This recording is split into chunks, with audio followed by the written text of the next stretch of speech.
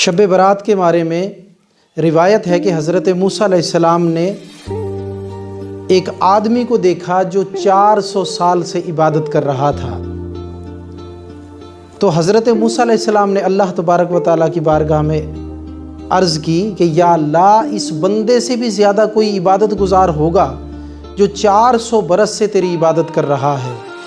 تو اللہ تبارک و تعالیٰ نے موسیٰ علیہ السلام کو ارشاد فرمایا، اے میرے موسیٰ، اے میرے کلیم، یہ 400 سال عبادت ضرور کر رہا ہے، لیکن اس سے بڑا عابد و زاہد اور اس سے زیادہ ثواب کرنے والا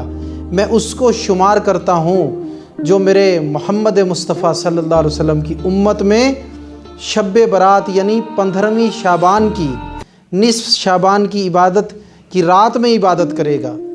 یعنی فرمایا گیا کہ جو شب برات میں عبادت کرتا ہے اس کے ثواب کو اللہ تعالیٰ اس 400 سال کی عبادت کرنے والے بنی اسرائیل کے عبادت گزار شخص کی عبادت کے ثواب سے بڑھا دیتا ہے۔ تو دیکھیے، ہماری زندگیاں مختصر ہیں، ان کی زندگیاں طویل ہوتی تھی، لیکن یاد رکھیے کہ ان کی زندگیاں طویل تھی اور وہ 400 اور 500 اور 600 سال عبادت کیا کرتے تھے، لیکن ہماری اتنی زندگیاں نہیں۔ آج اگر ان سے عبادت میں بڑھنا چاہتے ہو تو اللہ تعالیٰ نے شب برات کا تحفہ عطا فرمایا ہے۔ اس رات میں عبادت کریں گے تو اللہ تبارک و تعالیٰ 400 سال والے عابد و زاہد شخص سے بھی زیادہ ثواب عطا فرمائے گا۔ تو اس رات کے اندر اللہ تبارک و تعالیٰ کا کثرت سے ذکر کریں، آقا علیہ الصلوۃ والسلام کی ذات پر کثرت سے درود پاک پڑھیں اور کثرت کے ساتھ استغفار کریں، اور اس کے ساتھ ساتھ کچھ نوافل ہیں وہ بھی ضرور پڑھیں، جیسے 8 نوافل حضرت بی بی فاطمہ الزہرا رضی اللہ تعالی عنہا سے منسوب ہیں۔ حضرت بی بی فاطمہ الزہرا سے 8 رکعت منسوب ہیں۔ اس کو پڑھنے کا طریقہ یہ ہے کہ 8 رکعت ایک ہی سلام کے ساتھ پڑھنے ہیں، اور ہر رکعت میں الحمد شریف کے بعد سورہ اخلاص یعنی قل هو اللہ شریف 11 مرتبہ پڑھنا ہے۔ 8 رکعتیں ہیں اور اس میں ہر رکعت میں الحمد کے بعد قل هو اللہ شریف 11 مرتبہ پڑھیں، اور بعد نوافل پڑھنے کے ان نوافل کا ثواب حضرت فاطمہ الزہرا سیدہ مخدومہ کائنات خاتون جنت رضی اللہ تعالیٰ عنہا کی بارگاہ میں پیش کر دیں، ان کو ایصال کر دیں، تو آپ فرماتی ہیں کہ میں اس وقت تک جنت میں پاؤں نہیں رکھوں گی، جنت میں قدم نہیں رکھوں گی جب تک اس نفل پڑھنے والے کی بخشش نہ کروا لوں۔ سبحان اللہ۔ تو اس لیے ان نوافل کا تمام نفلوں سے پہلے اہتمام فرمائیں، اور پھر اس کے بعد آقا علیہ الصلوۃ والسلام کا فرمان ہے جس میں ہمیں یہ ملتا ہے کہ جو شخص اس مبارک رات میں 4 رکعت نماز نفل اس طرح سے پڑھے کہ سورہ اخلاص یعنی قل هو اللہ 50 مرتبہ ہر رکعت میں پڑھے، بعد الحمد کے 50 مرتبہ قل هو اللہ شریف ہر رکعت میں پڑھے، تو آقا علیہ الصلوۃ والسلام فرماتے ہیں کہ اللہ تبارک و تعالیٰ اس کے 50 برس کے گناہوں کو معاف فرمائے گا۔ اور پھر اسی طرح فرمایا گیا کہ جو کوئی شخص 8 نفل اس طرح پڑھے کہ سورۃ فاتحہ کے بعد 25 مرتبہ قل هو اللہ شریف ہر رکعت میں پڑھے، تو اللہ تبارک و تعالیٰ اس کی بخشش فرما دیتا ہے۔ اور فرمایا گیا مزید نوافل کے بارے میں کہ اسی 15ویں شب کو 8 رکعت نماز ایک ہی سلام کے ساتھ پڑھے، اور ہر رکعت میں سورہ فاتحہ کے بعد قل هو اللہ شریف 10 مرتبہ پڑھے، تو فرمایا گیا کہ اللہ تبارک و تعالی نماز پڑھنے والے کے لیے بے شمار فرشتے مقرر فرمائے گا جو اسے عذاب قبر سے نجات اور جنت میں داخل ہونے کی خوشخبری سناتے رہیں گے۔ اور پھر اسی طرح ایک اور نوافل بھی موجود ہیں۔ فرمایا گیا اسی 15ویں شب یعنی شب برات کو 14 رکعت نماز 7 سلام کے ساتھ، یعنی 2 رکعتیں کر کے پڑھنی ہیں۔ 2 رکعتیں پڑھی، پھر سلام پھیر دیا، پھر اس کے بعد پھر 2 رکعتوں کی نیت کی، پھر 2 رکعتیں پڑھ کر سلام پھیرا، اس طرح 14 رکعتیں ہو جائیں گی اور 7 بار آپ سلام پھیریں گے۔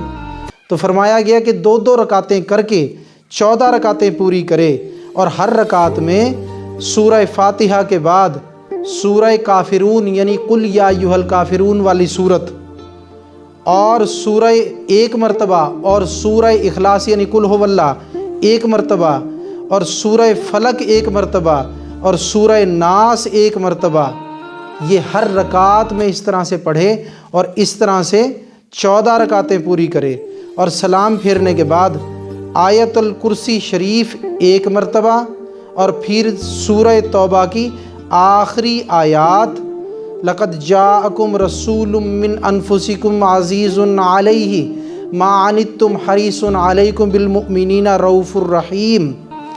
یہاں تک جو ہے اس کو پڑھے اور 1 مرتبہ پڑھے، پھر اس کے بعد دعا مانگے تو اللہ دینی دنیاوی تمام حاجات کی دعاؤں کو قبول فرمائے گا اور اس کی حاجتوں کو روا فرمائے گا۔ تو میرے دوستو، یہ نوافل ضرور پڑھنے چاہیے، اور اگر پھر بھی وقت بچے گا انشاءاللہ، ان نوافل میں تھوڑا وقت لگتا ہے، اتنا زیادہ وقت نہیں لگتا، تو پھر صلاۃ التسبیح شریف ضرور پڑھیں۔ اس کے علاوہ پھر استغفار پڑھیں، آقا علیہ الصلوۃ والسلام پر درود پڑھیں، اللہ کا ذکر کریں، ذکر قلبی کریں، دل کے اندر اللہ کی یاد کو تازہ کریں، تو کتنا بہتر موقع ہو کہ عرش پر اللہ تبارک و تعالی بندے کو دیکھ رہا ہو اور فرش پر وہ اس کی عبادت میں مشغول ہو، اور پھر وہ خوش ہو کر اس سال کا رزق جو اب شروع ہوا چاہتا ہے، اس بجٹ کا سال ہوتا ہے نا، جیسے یہ بھی سمجھ لیں ایک بجٹ کا سال ہے، تو یہ سال شروع ہوا چاہتا ہے، اس میں اللہ تبارک و تعالی اس کا رزق بھی بڑھا دے، اس کو اولاد بھی عنایت کر دے، اس کی حاجتوں اور ضرورتوں کو بھی پورا کر دے، اور اس کو اپنے عبادت گزار بندوں میں بھی شامل کر لے۔ تو اس لیے میرے دوستو، اس رات سے عبادت کرنی چاہیے۔ جو نوافل میں نے ذکر کیے، یہ نوافل ضرور پڑھیں، اور اس کے علاوہ صبح میں روزہ بھی ضرور رکھنا چاہیے، کیونکہ اس رات میں ماشاءاللہ جاگ رہے ہوتے ہیں، تو پھر سحری کے وقت جو ہے سحری کھا کر روزہ کی نیت کر لی جائے، کیونکہ آقا علیہ الصلوۃ والسلام اس پورے مہینے میں روزے رکھا کرتے تھے۔ آقا علیہ الصلوۃ والسلام کو حضرت امی عائشہ الصدیقہ نے دیکھا کہ آقا علیہ الصلوۃ والسلام اس شعبان المعظم کے پورے مہینے میں روزے رکھا کرتے ہیں، تو آپ فرماتی ہیں میں نے آقا علیہ الصلوۃ والسلام کی خدمت میں عرض کی، یا رسول اللہ صلی اللہ علیہ وسلم، یہ مہینہ آپ کے نزدیک سارے مہینوں سے زیادہ پیارا ہے؟ تو آپ صلی اللہ علیہ وسلم نے ارشاد فرمایا، اے عائشہ، اللہ تبارک و تعالیٰ اس سال مرنے والی ہر جان کو آج کی رات تحریر فرما دیتا ہے، یعنی لکھ دیتا ہے کہ یہ لوگ اس سال مریں گے، مرنے والی ہر جان کو تحریر فرما دیتا ہے، اور مجھے یہ پسند ہے کہ جب میرا وقت رخصت آئے تو میں روزہ دار ہوں۔ یعنی وقت رخصت سے مراد یہ ہے کہ جس وقت میری رخصت کو لکھا جا رہا ہو کہ آج اس سال میں نے رخصت ہونا ہے، تو اس وقت عائشہ مجھے پسند ہے کہ میں روزہ دار ہوں۔ تو میرے دوستو، آقا علیہ الصلوۃ والسلام نے تو یہ ارشاد فرمایا، ہمیں آقا علیہ الصلوۃ والسلام کی سنت پر عمل کر کے دن میں روزہ رکھنا چاہیے، تاکہ اگر ہماری موت بھی لکھی جا رہی ہو تو جس وقت موت لکھی جا رہی ہو یا لکھی جا چکی ہو تو اس وقت ہم روزے سے ہوں۔ تو اس لیے جو ہے یہ بھی یاد رکھیں کہ شب برات میں اعمال نامے تبدیل ہوتے ہیں، پرانے اعمال اللہ کی ذات کے سامنے پیش ہوتے ہیں، اور نیا نوشتے قسمت کے فرشتوں کو عطا کیے جاتے ہیں۔ تمام رزق، اولاد، موت اور دیگر چیزیں اللہ تعالیٰ جو عطا فرماتا ہے، وہ آج کی رات نوشتوں پر لکھ کر اور پھر جو ہے فرشتوں کو عطا کر دی جاتی ہیں۔ تو اس لیے جو ہے وہ بہتر ہے کہ اس دن ہم روزے سے ہوں، تاکہ اللہ تبارک و تعالیٰ جب ہماری ان چیزوں کو تحریر فرما رہا ہو، جب ان چیزوں کو فرشتوں سے لکھوا رہا ہو اور ان کے حوالے فرما رہا ہو، تو پھر ہم جو ہے وہ روزے سے ہوں۔